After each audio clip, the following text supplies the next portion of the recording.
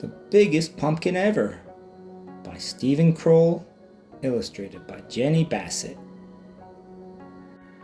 Once there were two mice who fell in love with the same pumpkin. Clayton the house mouse noticed it one day in the vegetable garden. It was still little and green, but Clayton thought he could make it grow really big. It might even get big enough to win the grand prize at the town pumpkin contest. Desmond, the field mouse, discovered the pumpkin the same day. He thought that if he helped it grow, it could become the biggest jack-o'-lantern in the neighborhood. That afternoon, Clayton watered the pumpkin. He also mixed up some fertilizer of manure and water. He spread the mixture around the pumpkin to make it grow larger. That very same night, Desmond went into the garden. He watered the pumpkin too. He also spread some manure mixed with water around it. The next day, Clayton watered and fertilized the pumpkin again.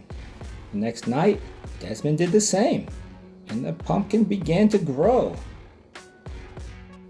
By the end of the month, the pumpkin was so large, Clayton couldn't believe his eyes. "My goodness," said Clayton's mother, "and it's not even full grown." Clayton shrugged. "All I do is water it," he said. Clayton's mother whispered in his ear. "If you want the pumpkin to grow bigger faster," she said, "you should use sugar water."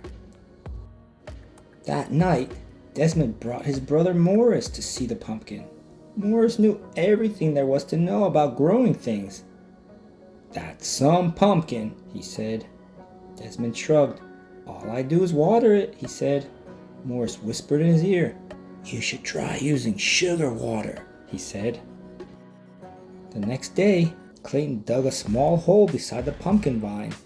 In the hole, he placed a bowl full of sugar water. He cut into the vine a few inches from the pumpkin. In the cut, he put one end of a piece of a candle wick. Then he put the other end in the bowl of sugar water. That night, on the other side of the pumpkin, Desmond did exactly the same thing. Within a week, the pumpkin was twice the size it had been. Within 2 weeks, it was absolutely enormous. Clayton was amazed. He ran down the road and peeked into his friend Jimmy's pumpkin patch. The pumpkin Jimmy was growing for the contest looked much smaller. Clayton scratched his head. "I have an amazing pumpkin," he said out loud, "and I think I'm going to win the contest." That night, Desmond and his brother Morris spent a long time looking at the pumpkin. "How do you think it got that big?" Desmond asked. Morris shrugged. "A little luck, a little skill." "It's going to make some jack-o'-lantern," said Desmond. "It sure is," said Morris. A week later, Clayton noticed the pumpkin was bigger than the family car. During the day, everyone he knew came by to admire it. And at night, all the field mice gathered round to do the same. By now, summer was almost over. In a week, the pumpkin would be full grown and start turning yellowish and then orange. A few weeks after that, it would be ripe and ready for the pumpkin contest. Clayton could hardly wait. The pumpkin was growing so fast, it could soon be larger than his house. Then he had a terrible thought. If the pumpkin was so big, how would he get it to the contest? It wouldn't fit in his red wagon. It wouldn't even fit in a truck. Clayton decided to worry about this when the time came. That night, the weather grew colder.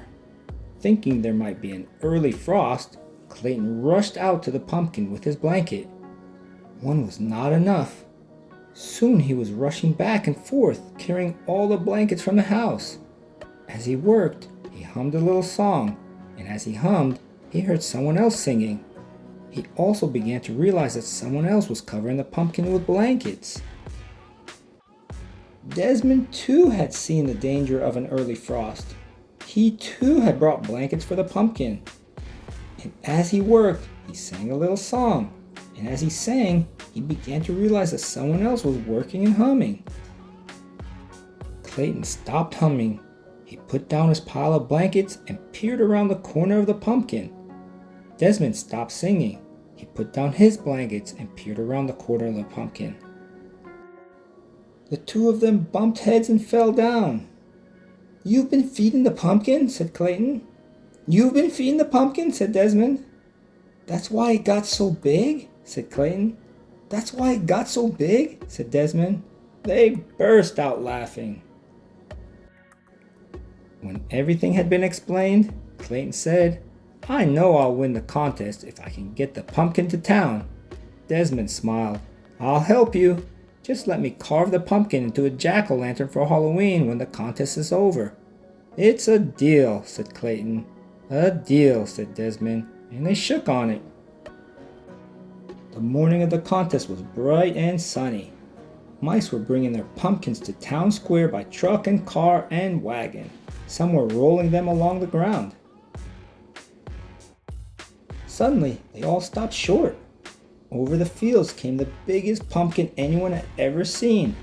It was being pulled by 100 field mice on motorcycles. When the pumpkin reached town, it was too big for any of the streets. Clayton had to explain why they couldn't bring it to the square.